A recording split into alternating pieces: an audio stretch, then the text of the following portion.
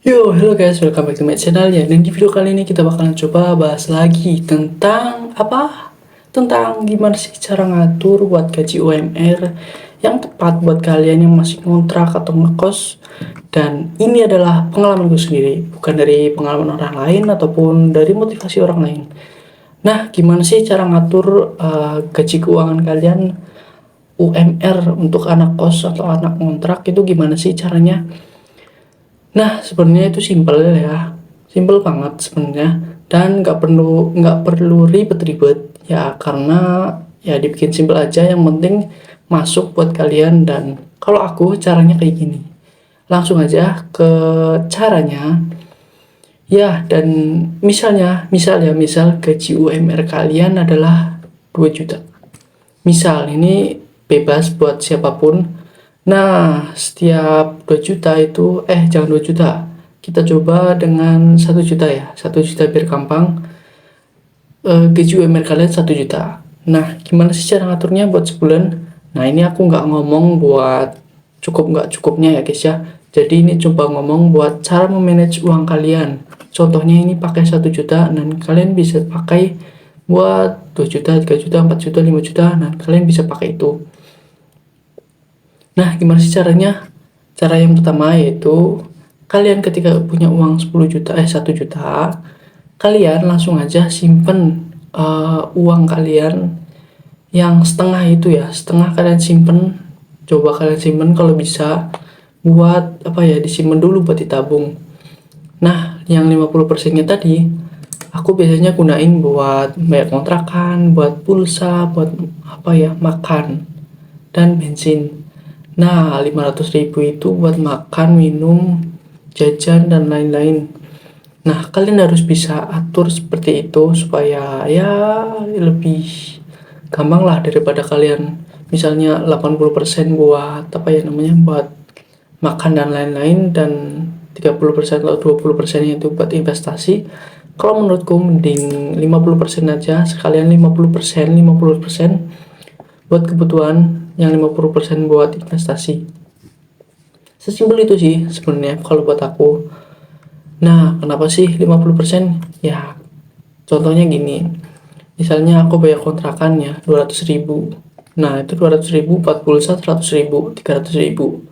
Kalau aku apa namanya, buat jajan, bensin, dan lain-lain itu sekitar 250-an, jadi totalnya 500 ribuan. Dan masih sisa 500 ribu buat kalian yang gajinya 1 juta. Nah, ini juga aku pernah ngalamin 1 juta. Nah, 1 juta itu bener-bener susah buat apa ya, buat memanage-nya, karena pasti banyak kebutuhan yang mendadak. Nah, jadi aku bakalan coba buat ngirit mungkin ya guys ya. Jadi kalian harus bisa ngirit seminimal mungkin supaya kalian bisa investasi lebih banyak. Nah, gimana sih? Ya, yang kedua langsung aja, yang kedua sisa 50% tadi kalian bisa investasikan. Nah, atau investasikan atau bisa kalian tabung dulu supaya lebih banyak dan ya lebih enak lah. Nah, investasi yang terbaik itu adalah investasi dari leher ke atas ya guys ya. Jadi jangan sampai kalian investasi beli aset-aset gitu, tapi kalian nggak tahu apa itu fundamentalnya dan kenapa kalian beli itu, apakah bakal naik atau turun.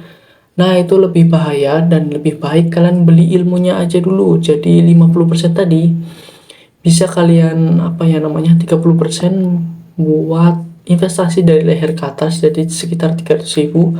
Nah, untuk yang 200.000 itu bisa buat dana darurat. Nah, kalau aku sih kayak gitu lebih simpelnya. Kalau dulu aku pernah ngalamin 1 juta guys, jadi benar-benar berat banget, dan itu trik yang aku pakai supaya bisa investasi dan punya dana darurat ya guys ya. Jadi nggak perlu ribet-ribet sih sebenarnya ya, sekitar 50% buat kebutuhan yang utama dan 50% buat yang apa ya, kita upgrade sendiri, buat kita upgrade lebih baik dan lebih berkembang gitu lah guys ya.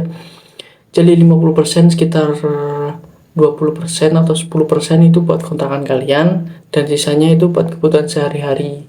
Kalau aku sih kayak gitu ya, walaupun agak aneh sih ya nggak apa-apa, karena itu sangat membantu aku setiap harinya dulu. Ya gimana pun emang susah sih, 1 juta buat apa guys, ya gimana lagi.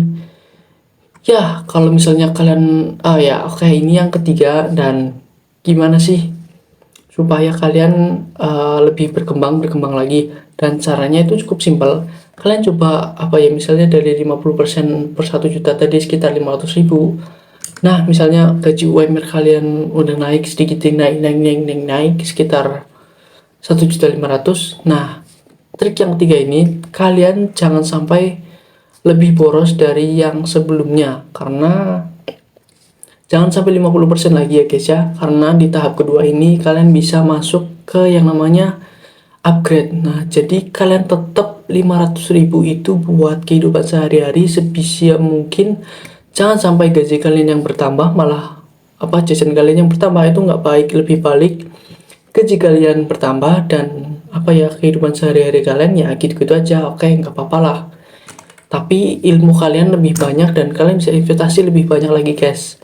Dan itulah yang benar-benar worth it buat kali ini, buat di era ini, di era teknologi. Dan kalian harus belajar tentang teknologi juga guys, dan aku juga ya belajar lah gitulah. Ya mungkin cukup segitu aja video dari aku kali ini, semoga bermanfaat. Dan karena itu adalah pengalamanku pribadi, ya semoga bermanfaat buat kalian semua yang masih gaji 1 juta. Ya semoga bermanfaat, and see you in the next video, bye bye.